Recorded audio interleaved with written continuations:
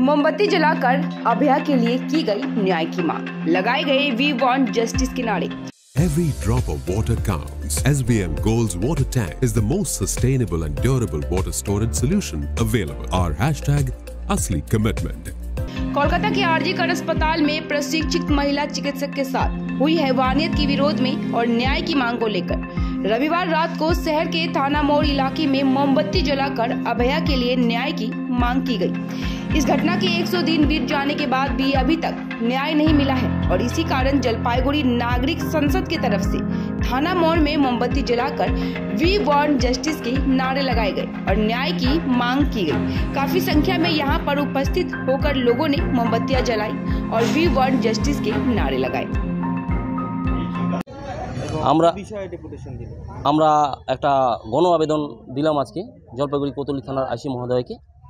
বিষয়টা হচ্ছে দীর্ঘ কিছু মাস যাবত আমাদের মাসকেলেবাড়ি ব্রিজ থেকে শুরু করে ইঞ্জিনিয়ারিং কলেজ মোড় পর্যন্ত এলাকায় মদ, গাঁজা, ড্রাগ, বিএস, ইয়াবা মানে সেবক এবং বিক্রয়কারীরা প্রতিনিয়ত সন্ধ্যা হলেই ওখানে পৌঁছে যাচ্ছে এবং যুবক যুবতীরা প্রতিদিন সন্ধ্যা হলে তাদের বেহাল্লাপানা এবং বাইকের দাপট চূড়ান্ত পর্যায়ে চলে গেছে। কিছু বলতে গেলেই তারা তেড়ে আসছে, মারতে আসছে। এই পরিস্থিতিতে আমরা নিরুপায়। কিছুদিন আগে আমরা কিছু ছেলেকে প্রশাসনের হাতে তুলে দিয়েছিলাম।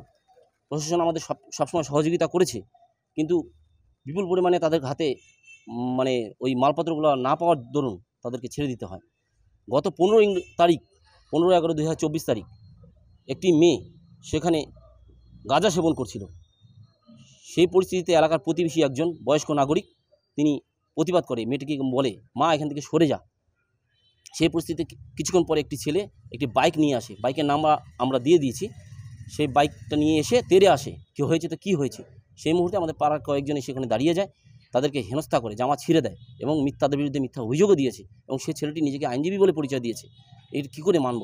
সেই জন্য আজকে আমরা দিয়েছি, যাতে সমাজ পরিবেশ ভালো হয়। সেই জন্য আমরা দিয়েছি। দৃঢ় পদক্ষেপ গ্রহণ করবেন আশ্বাস দিলেন এবং দ্রুত গতিতে ওনারা পদক্ষেপ গ্রহণ করবেন এই আশ্বাস দিলেন। আমার নাম জয়ন্ত রায়। আমি আগের প্রাক্তন পঞ্চায়েত সদস্য ছিলাম। টিবি হাসপাতাল পাড়াতেই বাড়ি। মৌসুমী কর। কি পরিস্থিতিতে আজকে আপনারা থানায় এসেছেন? আজকে ওই ইঞ্জিনিয়ারিং কলেজের সামনে টিবি হসপিটাল, যেটা এখন মেডিকেল কলেজ হয়েছে, ওখানটায় নেশার দ্রব্য বিক্রি হয় এবং খাওয়া হয়।